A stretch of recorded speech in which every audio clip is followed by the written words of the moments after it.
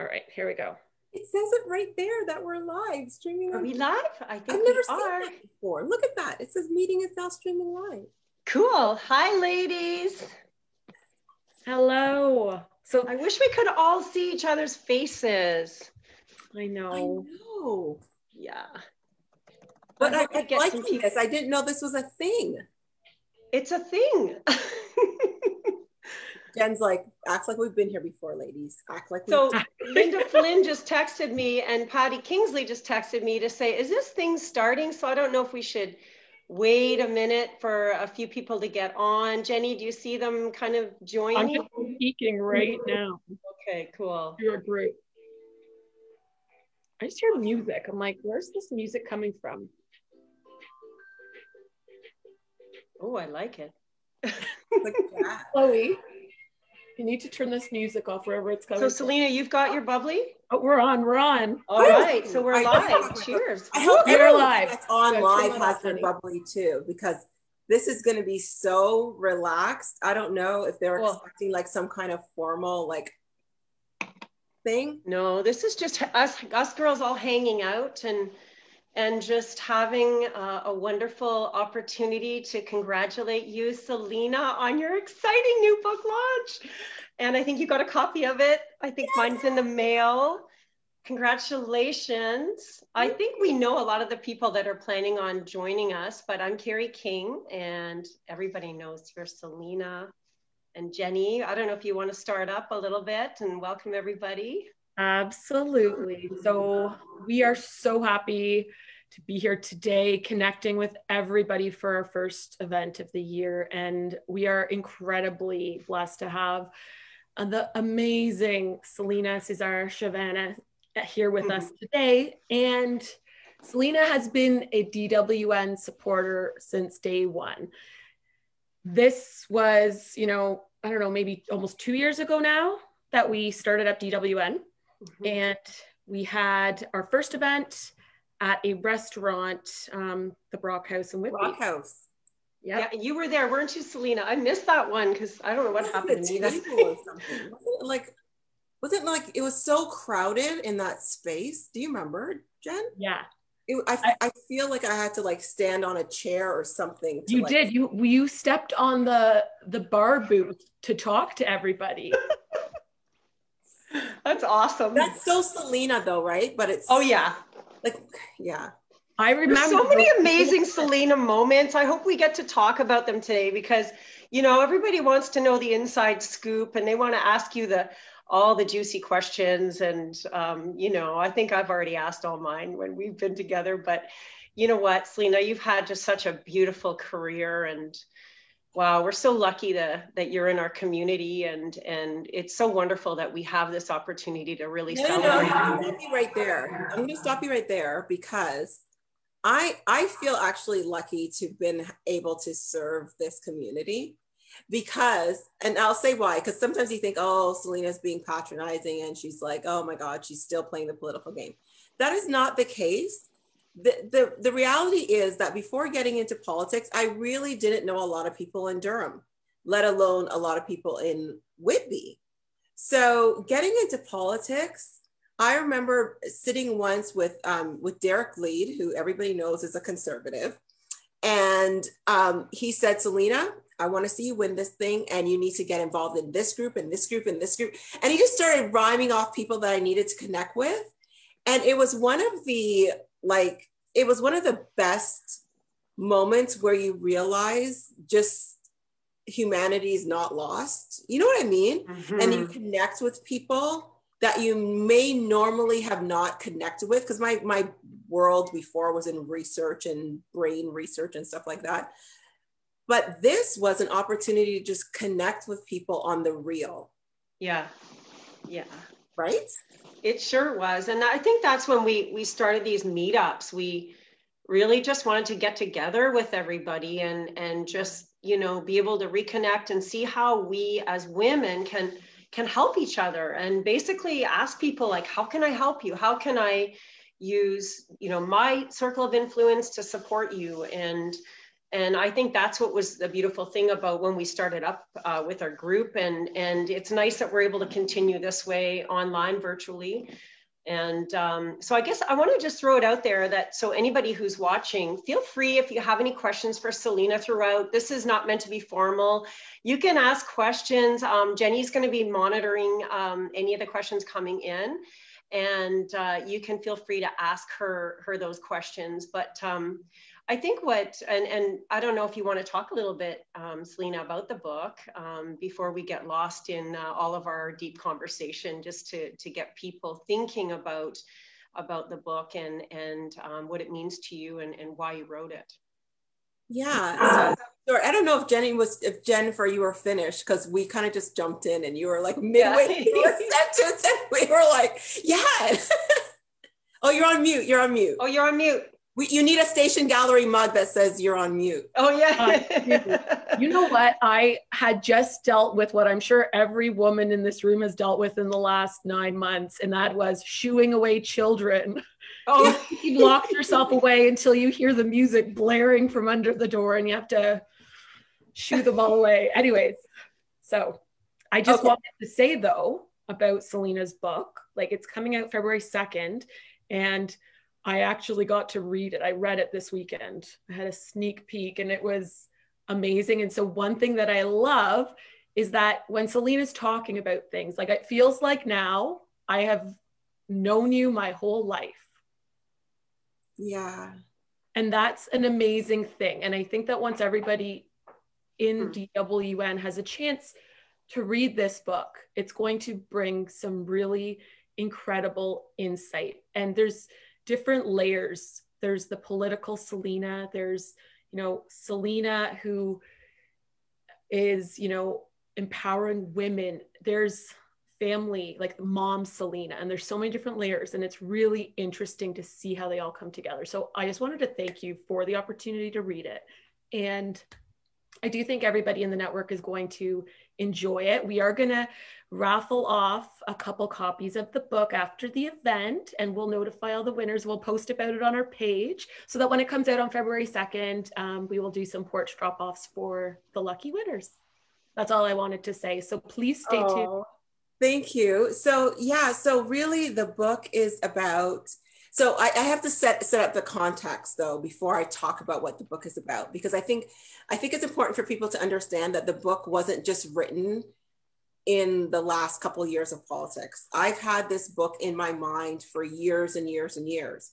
And I want to speak a little bit about how the book came to fruition, because I really want people to understand serendipity, the power of the universe. I don't care if people believe it or not. I believe in the power of the universe. And just the fact that people intersect at different points in their life for a reason. And so when I owned my business, as I said, I owned a healthcare-based research management firm. I did large-scale national epidemiology studies for the government of Canada. I did clinical trials for major pharmaceutical companies. This whole vaccine rollout thing, like, that was my life before getting into politics. And every time I would make a mistake in business, I'd write down the lesson. So never take the first offer. If you don't ask, you don't get, all this stuff. And I'd write, like, why I wrote that down. Like, what did I do? Like, I negotiated a contract that was poorly negotiated, or I didn't negotiate it, or whatever. And I realized that, in doing that, I started writing all these lessons and the stories that went with it. When I met my agent, my literary agent, I said, I want to just publish a book related to these lessons. And she was excited about the lessons, right? Because this is when I'm now in politics and I'm adding the political elements. I'm adding meeting Michelle Obama to, like, these lessons, and everybody's excited about it. And so I go to the publisher and I start talking to publishers about the book, and they say, no, we want to know about Celina's life. We want to know how Celina immigrated here, lived her life, used the lessons, got into politics, and how the story of your evolution. So I said, fine, I will rewrite it and create like 280 pages of, I didn't even know I had 280 pages of a story, but I have 280 pages of a book. And so the book is, I wake up on the morning of March 21st, and that morning is the day after I sat as an independent. I look back over my life. I start right from the beginning, from childhood. And I realized that I've been independent all my life. I didn't need politics to tell me that I'm an independent person. And go through the whole thing. Chapters 1 to 9 is my life. As Jennifer said, childhood, university, marriage, starting a company. And then chapters 10, 11, 12, and 13 are the 4 years that I'm in politics. And then it concludes with waking up again on March 21st and looking forward at the promise that is Canada, at the things that I'm hoping for young women, for people that I know could really make a change in the world. So it really is a very vulnerable story, as Jennifer said, just of my life. All my mistakes are in there, because I think it's important for women, men, anybody of any gender or intersecting identity to understand that mistakes are made in life. And you know what, does that end your life? No. And we were talking about this earlier, that, you see people's lives on Instagram and everything's so polished and perfect. And, I think that people that have done a lot of things in life and had different experiences and education, learn and gain some wisdom, the best things that you can do is actually share the mistakes you made, and share the vulnerabilities, and the fact that you are human. We were recounting a story where I was really down one day, and you knew what was happening in my life, and you just showed up at the gallery, and I couldn't believe it. I was like, wow, this woman just got on the train, and she was on her way back from Ottawa, and she took the time to come in and give me a hug and tell me it's going to be okay. And that I'll never forget, because that's what good leaders do. That's what good humans do. Well, leadership is not about, I don't like the term, like leadership term leader or term, because at the time you were an MP, and I was I was a human being. Like, yeah, I was like, wow, that is it, right?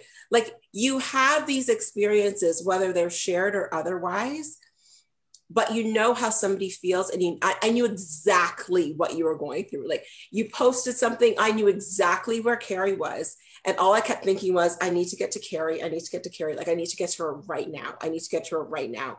And I need to just hug her and let her know that it's okay, and that no matter what happens, it'll be fine. And I say in the book, one of the sentences that I use is that, we're often in this Instagram filtered world where everything has to be perfect. Like, look at my background. This is, yeah. Like, this whole thing is perfect. I know how much media I have to do over the next little while, and I want to get a 10 out of 10 on Room Rater again. So the books are sitting, I swear to God, these books are sitting on a no-name brand box of Kleenex. Like, some fake ass shit. It's not even, this plants, it's fake. Everything in here is fake. But we have to have these perfect setups, because otherwise you're totally dissed on social, right? You're totally dissed. So the thing is like I wrote in the book, is that we spend so much time showing off to our neighbors instead of showing up for our neighbors. Yeah.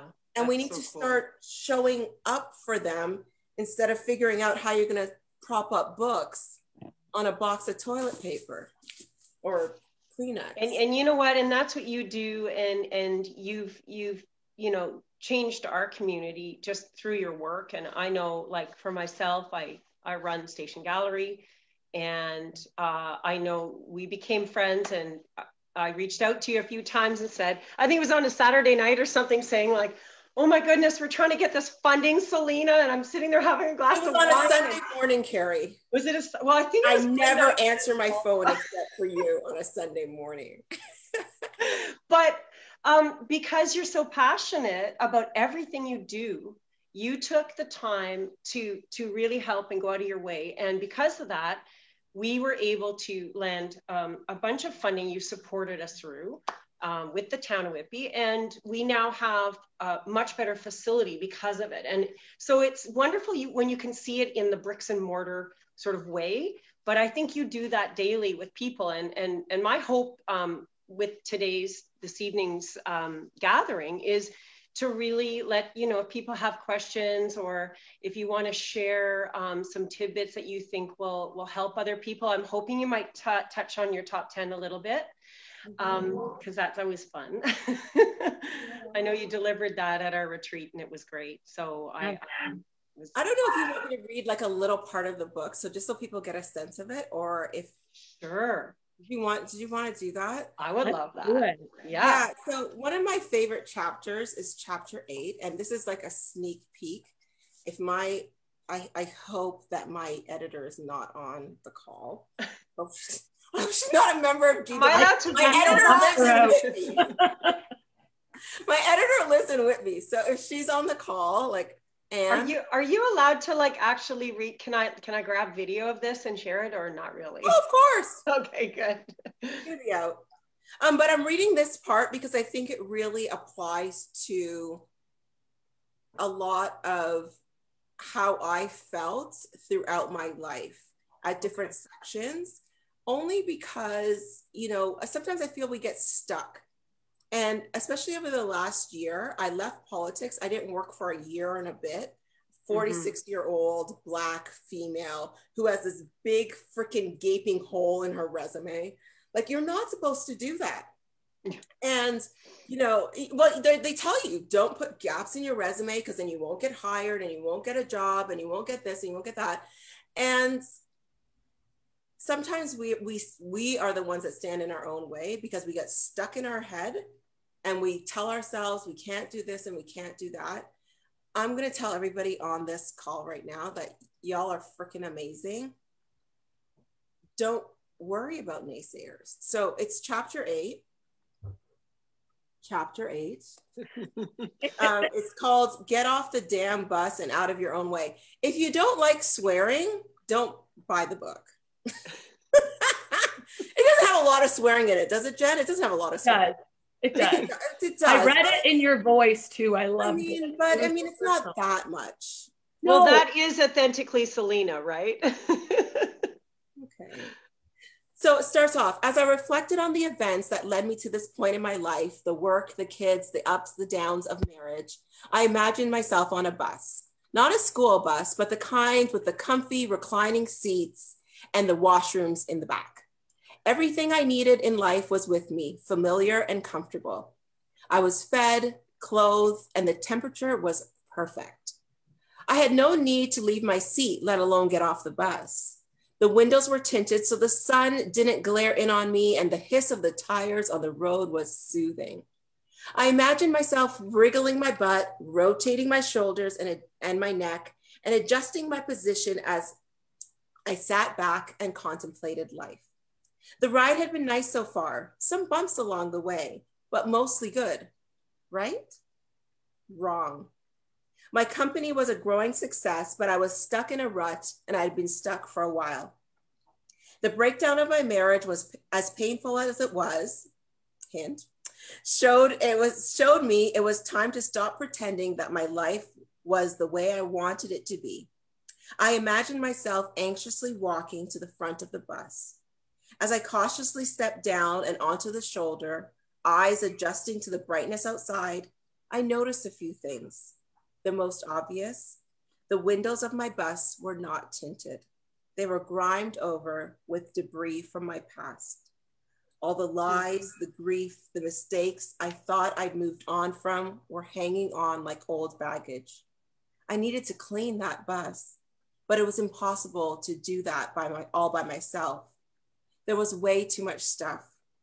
Counseling had helped me see that I survived the difficult stuff in my life, but now it was time to tackle the hurts one by one, release the pain, and strip away the barriers of my future. When I saw it clearly, the whole bus was in rough shape. It clearly needed an engine overhaul.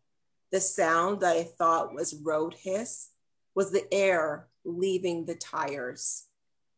All of them were flat, and they looked like they had been that way for a while.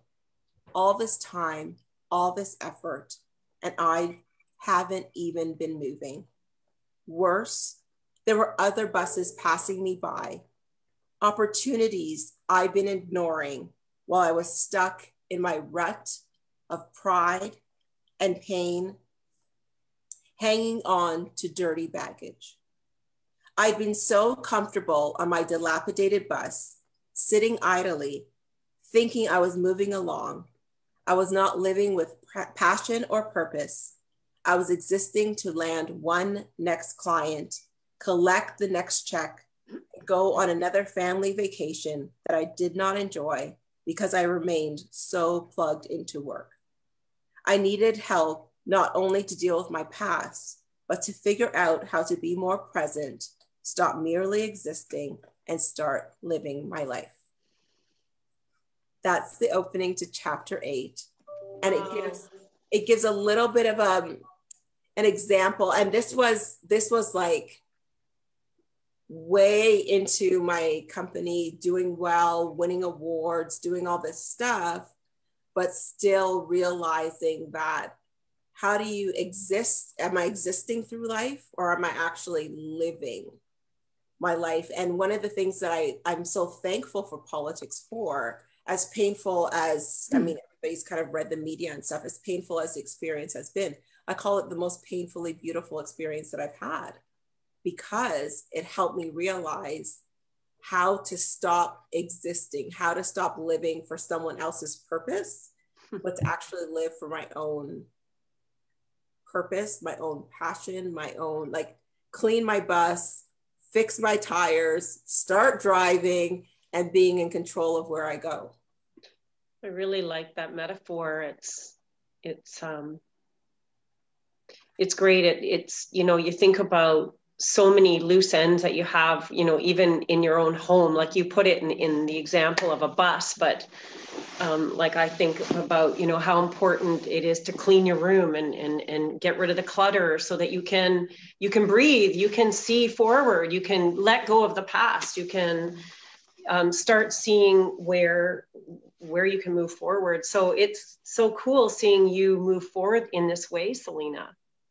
It's a milestone, I think, that you've reached with the launch of this book. But it wasn't just the launch of the book. I think sometimes when we experience a lot of pain and hurt in our lives, we want to bury it, or we want to get rid of it, or we want to put it so deep inside of us that we just forget about it. And as I said, we had this conversation yesterday. I was talking to Jennifer about the 3 things in the book. They all start with A's. I won't tell anybody what they are, but there are 3 A things in the book that I'm embarrassed about, I feel guilty about, I'm ashamed of. And I put them in there because we bury them so deep. And all that happens when you bury those things so deep is that they just eat you up. Like, no matter whether it's your fault or not, your conscious decision or not, you're intentional or unintentional, it eats you up because you're spending so much of your reserve, so much of your time, so much of your energy going, don't let that come out. Oh my God, make sure that nobody knows about that. Make sure nobody hears about that. Make sure I look like I'm totally perfect. And I have this perfect background, and, you know, I have the bling and my life is so perfect, but it's not. And it's so absolutely freeing. And when I went through this painful experiences that I had in politics, I was like, you know what? I got to let some of this stuff go because I can't hold it all. Yeah. And so writing the book, and if Anne is on the call, I want to say, writing the book, I've written this book at least 7 times. Because every time I'd write it, Anne would read it and she'd go, I think you're missing something here. Like, she knew when I was lying.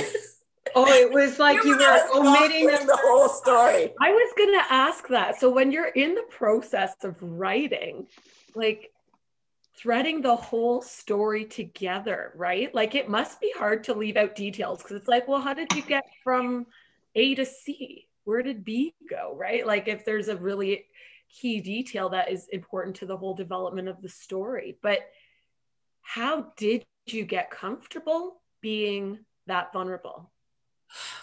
Good question. So it's good to have a great editor.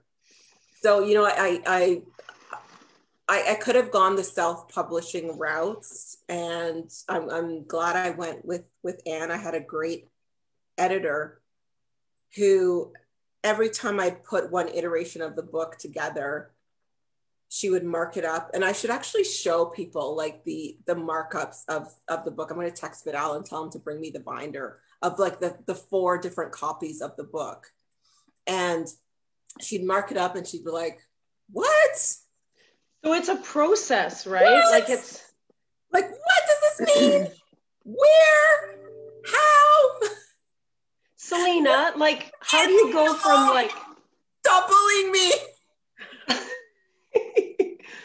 How do you go from like having these notes and having these ideas to actually saying, I'm going to write it down. I'm going to put some structure around this. Like, I know from my own writing, even if I decide, okay, I've got all these ideas, I want to write a blog post. And I mull it over so many times, and then I'm like, oh, forget it. And then like I start doing it, then I don't launch it because I get scared because I'm like, oh, I'm saying things that, you know, if I say this, then, you know, what will people think of me? And, you know, if I get too vulnerable, but I find that whenever I'm vulnerable in what I share on social or personally with friends or whatever, that's what brings me, that's what brings others closer to me. That's how I build connection with other humans. And like, we're not robots, you know? Yeah. So, oh, am I echoing? I'm hearing an echo. So that is a challenging part. So what I did, like there were parts that I could just write and I was okay with, but there were some parts that were really, really hard for me to write. And so whenever I was in the mood, I would just write a particular part. So I used my iPad a lot, and I have about 700 different notes in my iPad related to all kinds of political stuff, but also parts of the story. So I'd write little excerpts, and then I would piece them in the book whenever I felt better. Okay. I wasn't writing the whole thing at the same, there were some pieces that I just couldn't. I'd get to the part and I'd start crying, or I'd be embarrassed, or I would just be like kind of trying to fudge it together, because you know when you're trying to lie through the truth. So the book is like you if really I put this word here, they may not figure it out. And so I'd write it when I was vulnerable and I was okay, and then I would go ahead and leave it for a little while. And as I was like in the shower, whatever, I'd be thinking about it, and I'd be like, oh, I could actually write it. This is what I need to say. And then I'd start typing. And no, not my notebook, the binder that has like the book in it. It's on the bookshelf. Can Vidal join us for a sec? No, Vidal's he's not going to do that. So it looks like there's a lot of comments here. There's a few questions. Hi, Vidal. How you guys doing? It's like the guest appearance. What's up? Oh, you guys are live. Oh, shit. Looks like there's about 27 comments on the feed right now. And yeah, I think there's some questions. Can we go to some questions, Celina? Yeah. Okay, cool. There's one right now that I'll ask from Ann Barker. My question is, did you ever feel that what you were writing was already a story told from a concept perspective, and that perhaps your story was not unique? This is a struggle for me. So that's what Anne said, that she does have struggles with getting a story that it sounds like that hasn't been done before. So how did you make it uniquely Celina? Yeah, so Anne, I'm not sure if I had that challenge. So one of the things that I didn't do when I was writing my book, and I'm almost I was like ashamed to say it, is like people were sending me all these different books, autobiography, like Michelle Obama's. I haven't read it yet because I didn't want to be like, I didn't want filtered into my head. I didn't read anything during the time that I was writing, because I didn't want to have that feeling that, oh, I was stealing something or I was doing something that was already done. no matter what you do, and your story is going to be so unique to you and your experience and your lived experience, that if you are honest and vulnerable on that page, there is no way that somebody's going to say that this is, oh, I've read this story before. It's impossible. And even if there are likenesses, so after reading that, I've read Kamala Harris's book. I've started reading Trey Anthony's book. I've started reading like so many different books. And there's one by this young lady who wrote about her experiences at Western University, like as a university student. And I texted her and I said, her name's Eternity. I texted her and I said, our stories are so freaking similar. Like you could just swap out Western with politics and it's exactly the same story. And that's okay.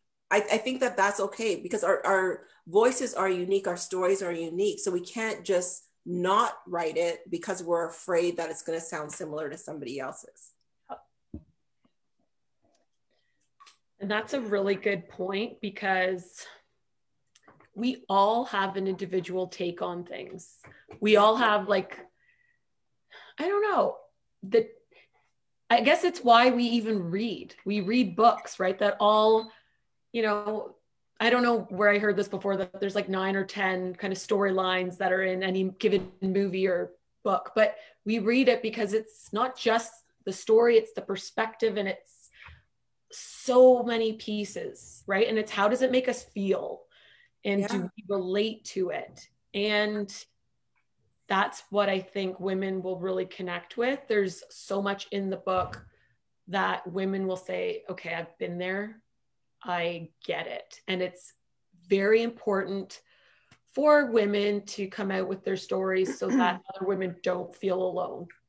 Yeah, yes. And because people resonate with it. Patty Kingsley is wondering, Celina, what time of day do you write?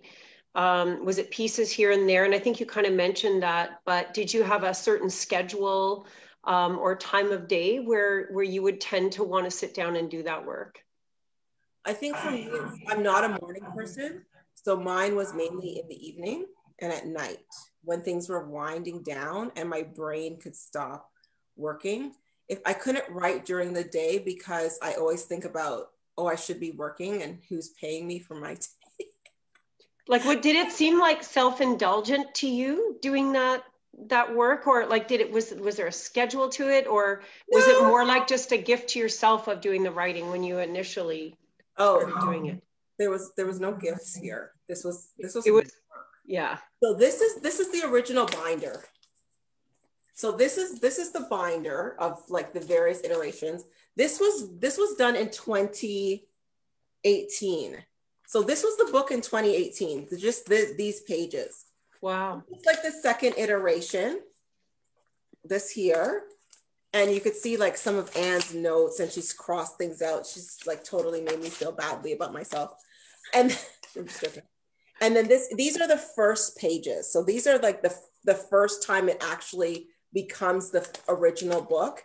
And there are so many like freaking red line, like she was so honest about, you are missing like big chunk. And then at one point she said to me, Celina, your brand is being authentic. Your brand is telling the truth. You need to decide if you're going to do that in this book or not. And you know what? This is a great question from Elise Hawley here. How do you say your last name? Howley? Howley. Elise says, how do you balance sharing your personal life or your personal story, including some things that may not be accepted in the corporate world, without risking being discounted from future job opportunities or business? Or, I mean, I'm going to say being politically correct, but I mean, I think that's a fantastic question, because I think that's why I think a lot of us don't do things, because of that fear of like, what will my bosses think, or, you know, yeah. So right now I'm at Queen's University. It's like it's one of the ones that are very traditional, and I'm not going to shake who I am. So if anybody follows me on Twitter, I still swear, I'm still like calling out the government. I'm still doing like all kinds of stuff. I can't shake who I am. And that question, sorry, what was the name? Holly? That was Elise's question. Yeah. Elise, that was a tough one.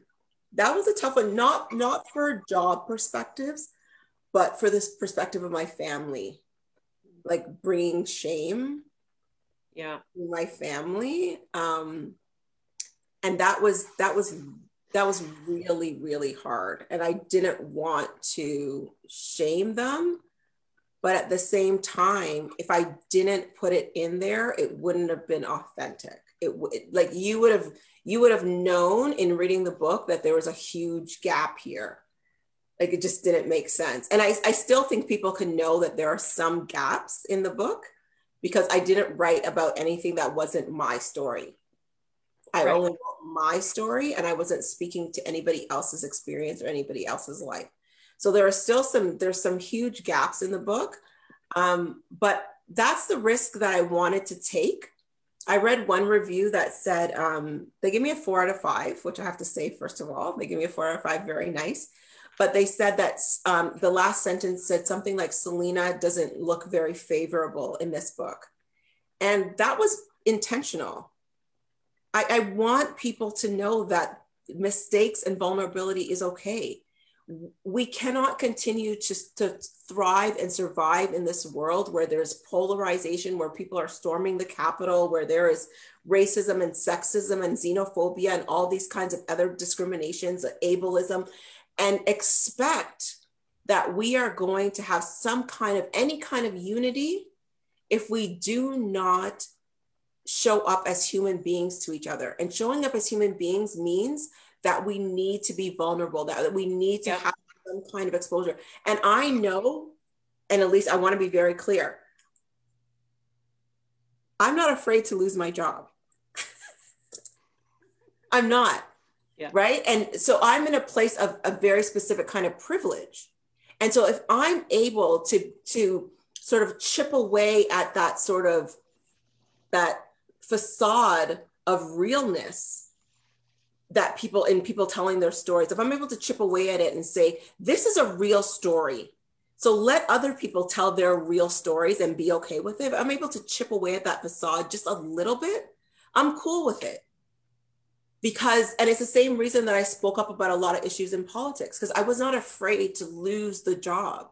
And I always talk about authenticity from the perspective of being safe. You don't want to be authentic if you know you're going to be hurt. And as much as I've had a lot of things hurt me here, I also know that I'm surrounded by a very protective force that allows me to be a little bit more risky with my vulnerability. And I'm okay with that. I love that, the protective force. And that is something that I think I have felt that exact wording. And I know, Carrie, we've talked about it. I've called it like the force field of, in my life, it's been women who have been super supportive of me during tough times. And I know Carrie's been there, and you just have, your people in your life that are there, and you can be you, and you're there. One thing that I thought about when you were talking just now about that, Celina, was your top 10 list from our Recreate 2020 event. And it reminded me of, perhaps this is a bit of a bridge. Maybe, if you're starting out in your career and you're not ready to go all out, what's your next step? Well, I think what you said as part of your top 10 was, if you're going to do it and it doesn't make you want to vomit. Right? I feel like those are, like, that for sure is one step in the right direction. Yeah. I don't know if I'm connecting two separate dots. No. You speak a little bit more to that, because your speech at our Recreate event just prior to 2020 was one of the most talked about segments of that event. I remember we hosted it was a day-long event, and you were on right before lunchtime, and the women were like, I don't care, the food's coming out, but they were just captivated by it. They were captivated, and we recorded it and posted it, and just the feedback on that was phenomenal. It was like, how could you put better advice into a 10-minute clip? You really couldn't. Yeah.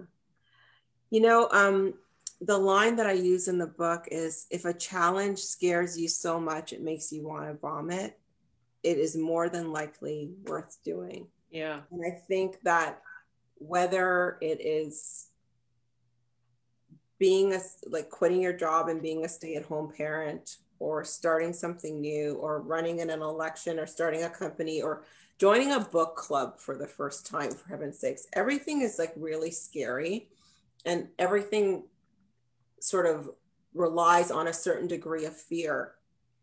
And I have to say, like, I and this is going to be new for a lot of people, but I wrote a course during the pandemic, which I'm really hoping that you formalize DWN and make it sort of like a membership type organization, because I would love to be able to, and I think people will do it too, because you have such a fantastic network, you are amazing connectors, that if you formalize it and make it a sort of a membership type network, that people like me will come in to that network and offer this course. So I wrote a 13-week course that complements, so I do some executive coaching. I'm not for everybody. I'm like really, like, I have a whip, and like, I'm like, you didn't do your homework. And so people don't like that, because they want like nice, cushy, nice coaches. And I'm like, if you want to get to next, you got to like do the work. And so I've written this course that actually, it takes all of those lessons. These are all the lessons that are in the book. They're tagged off. And I wrote the stories, not the same ones in here, different stories that go with it, and the activities of the how people do each of the lessons. How do you get from Celina, who immigrates to Canada at 2 years old, to leader of a parliamentary secretary, to the leader of a G7 country? How do you do that? And there are very specific lessons that I learned from that top 10 that I put into activities. They have been vetted by business leaders, neuropsychologists, spiritual leaders have reviewed this work. And I would love to be able to like do the course, like a 13-week course with DWN people. That's a great idea, Celina. But that's just it. Like, you know, if it does, so the first, and I only mentioned this because the first lesson is about fear and understanding. So remember, like my previous life was in neurological research, cognitive neurorehabilitation. The brain does feed on fear. Like we've lived it for you know, our entire existence. It's the flight or fight mode. It triggers the amygdala, it puts in the adrenaline in the system, and it actually allows you to do certain things. It's when fear paralyzes you that it's a problem. Yeah. And so how do you get over that? How do you leverage fear to do what you need to do and to do it well? And that's like the first lesson. So if you guys formalize this, I will offer this course to DWN. Woo, that was our MBA advice, I think. It's going to launch. No, I'm being serious. You guys think I'm joking. I'm launching it on February 2nd with the book. Like this is coming out with the book. Well, I would love to know if people watching would be interested in something like that, because I think, like, I know I would love to participate in. You know how much I charge for executive coach per hour? A lot of money. I don't want to tell you. Thank you for offering that. We're so lucky to have you within. Oh, I would love it. I would love it. Like, honestly, the women in Durham region, like especially, have been so fantastic. And I mean, people that I don't even know, like there's a lot of people that are probably watching that I don't know your names, and you're like, hey, Celina. I'm like, hey, I don't remember your, I'm very bad with names, but just the fact that I know that these women have been like, you go girl. Like I may not understand your politics. I may not agree with you half the time, but I'm just going to support you. Yeah, I'll give this back to y'all. I'll do that. And this course is awesome. People have tried it and it has been wicked. I'm speechless and I'm excited. And I feel like after this, I'm going to be like texting Carrie all night long and then creating a group chat. And I think that would be great. Thank you for offering that idea to us and that possibility. I think that would be something we can really look forward to. And I don't know about everybody else, but I think for me, looking forward to tonight was great. Just being able to like engage with everybody and hear what you have to share, Celina, and help in celebrating your upcoming book launch. And now to think about, you know, how we can move forward. I mean, for me, I've been looking at it in chunks, and this chunk has been, okay, what's going on for the next 28 days? How are we going to get through 28 days? And for me, it's like, get up, do my online training. Suzanne Gagnon, I know you're watching. I have people that are supporting me. And she said, Suzanne Gagnon got me going to Are You Game? And I wouldn't be working out if it wasn't for her saying like, I haven't seen you on the Zoom call. So I said, okay, I'm going to work out every day. There's no reason I can't.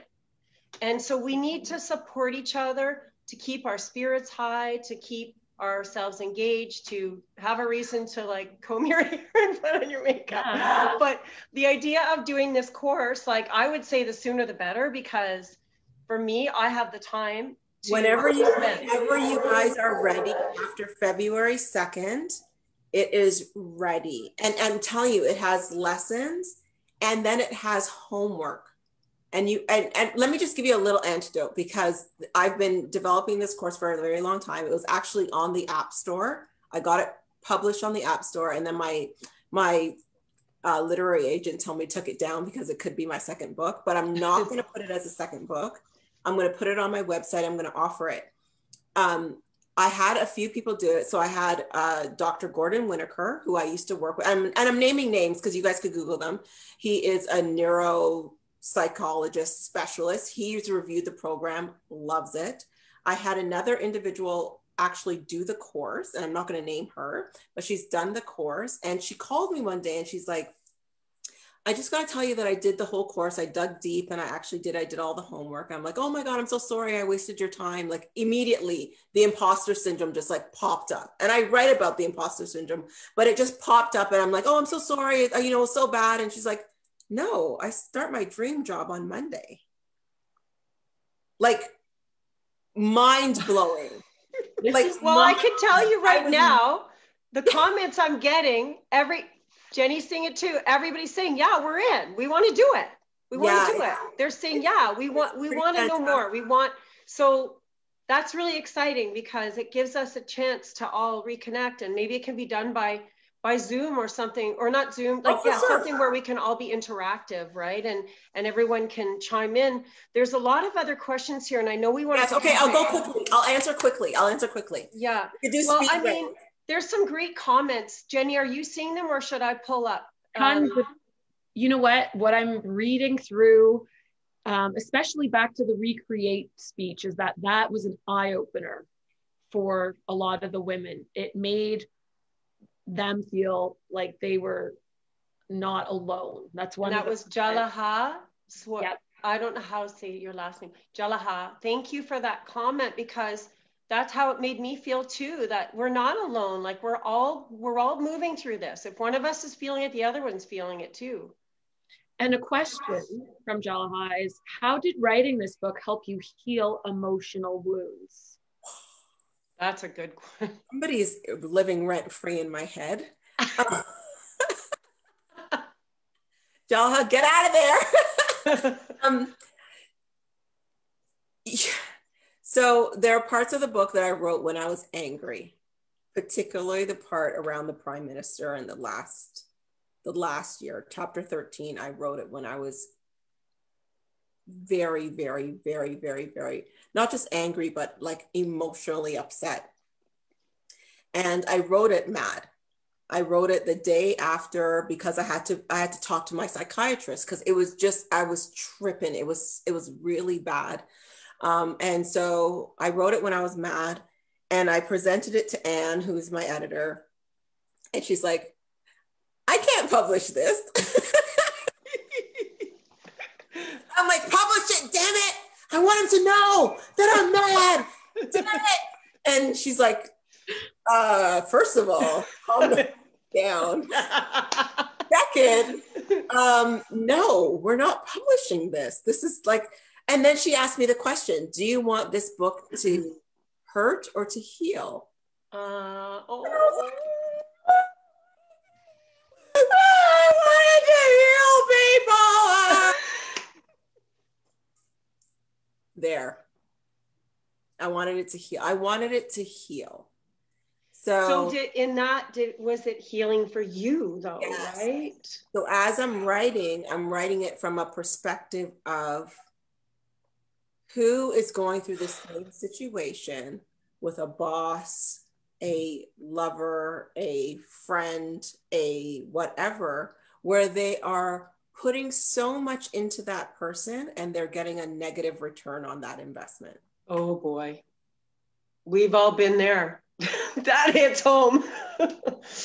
Yeah. I think whether that you hits put home. your time, your energy, your love, your resources into anything or anyone, and you're getting a negative return on that investment, how do you talk to that person without saying, girl, you gotta kick him to the curb? Like, nobody wants to hear that stuff. Like, in that moment, it might help them in that moment to feel sort of gassed up. But when you leave them, they're going to be empty again. So you have to fill their cup with something that's actually going to help them heal. And in as much as I talk the truth in the book, there is a layer of that truth that also says, yes, this was the initial reaction. It's okay to honor that initial reaction. And yes, I did cuss off the prime minister, but then you have to also own that. That's a great soundbite, by the way. Can we squeeze in one more question? Yes. I have a really good one. It's from Elise again. I feel like Elise has got her pen and paper ready to write her own book. Because her question is, when do you know that you have enough content, or if it's the right time to write an autobiography, especially if the best is yet to come? Oh, girl, my best is yet to come, and I already wrote a book. Guy, this is just the prelude to the best is yet. Girl, you think this is the best? Oh shit! Oh my God, I'm so sorry that I led you astray. Oh, my bad. Oh my God, I'm sorry, guys. You actually thought that this was all of it? Yeah. That is so funny, honey. This is like just the opening chapter to the actual book. Shit, you can't wait for anything. There is no time, period. Love like the present. There is no time. There's no guarantee of tomorrow. The past is done. It doesn't exist. So what do? Wait for tomorrow that may never come?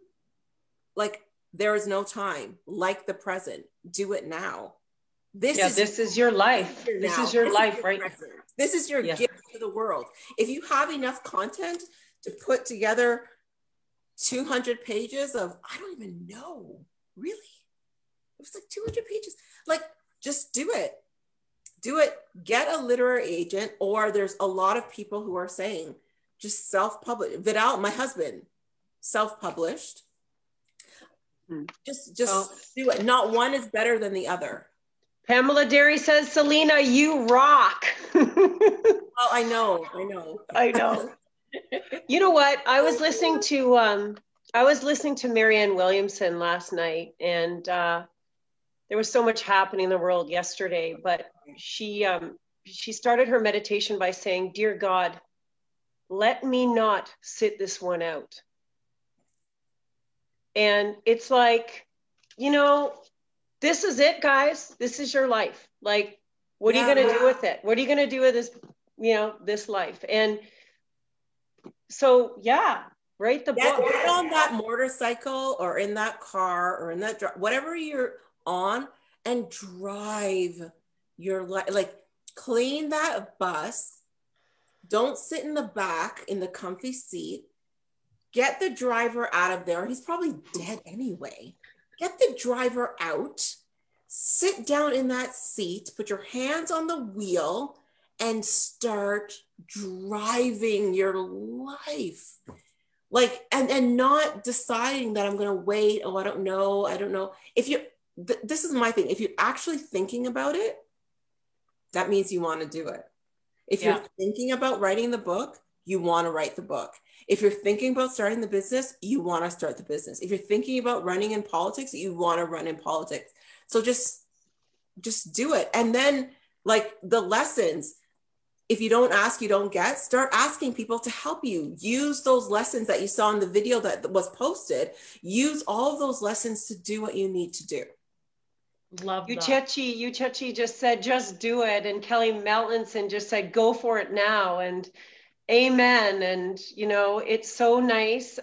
Brenda Colvin saying, thank you, Celina. Exactly. Get behind the wheel and drive. Yeah. And, you know, like, it's so cool to have a group of women that can come together like this. And we hope to continue to do this. And Jenny and I were thinking, like, even if we just get together and we don't always have Celina with us, but maybe we can get together, you know, from time to time, or, you know, Thursday evenings or whatever for an hour, and just share. And because it makes, like, you know, I'm here at my house by myself, a lot of it by myself. My boys are here sometimes, but it's it can be lonely. And I think we really do need to reach out. And when you're not feeling good, actually say, I'm not okay right now. Lori Speed's on this call. She calls me almost daily. Are you okay? Are you okay today? What's going on? What are you doing? My sister's on the call. Carrie, are you okay? She's texting me. Are you okay? Are you all right? Sometimes I'm not all right. Yeah. And you know, sometimes all of us aren't all right. We're not freaking perfect. And I gotta say that at the beginning of the pandemic, I was talking to my psychiatrist every single day. And I think most people know that I deal with major depression and anxiety every single day. And I don't say that because I'm like, oh, I want pity. I say that because I needed him every single day. Shit. So I should be paying Lori Speed and my sister then. That's what I'm saying. That's what I'm actually saying. And I too see a psychologist when I need to. And sometimes it's just to help reframe your thinking. Like, you know, you could be going through life thinking, well, I shouldn't feel this or shouldn't feel that. Sometimes I just sit down for 1 hour and it's a complete reset. And I saw the psychologist that I hadn't seen in a couple of years. And I just called her up and said, I need to talk to you about a thing. Yeah. And she just reset my brain to, okay, here's exactly where you need to look at it. And it helps. So I think whether it's friends or whether it's groups like this, or whether it's a psychologist, you know, or a mentor, I think it's so important to have each other, especially at times like this. So anything else you want to add? Because I know we wanted to honor like a 1 hour thing, Jenny, but time. It's already 8 o'clock. You can talk forever, pretty much. And I love the idea of getting together to do your course. And so we will talk about that and share it out right away as soon as we figure it out. Well, I'll figure it out. It's still being built on the website, so we could figure out how that would work. But I would love to be able to, even if you offered it to, as I said, like formalize the network in some kind of way and offered it, then I could even have like the first group of women go through it as a group, because it's been tested individually, but it hasn't been tested en masse yet. So I'd love to know if anybody who's interested could even make comments, and we'll reach out to you. And because I would like to participate, and you know, I know Jenny would as well. So Jennifer, is there anything else you want to add?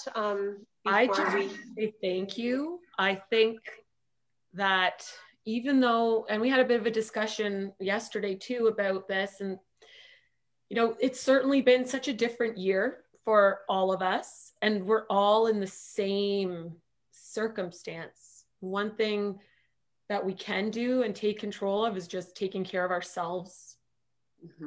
Reading, writing, like taking the time to just be and to be in the present. Yeah.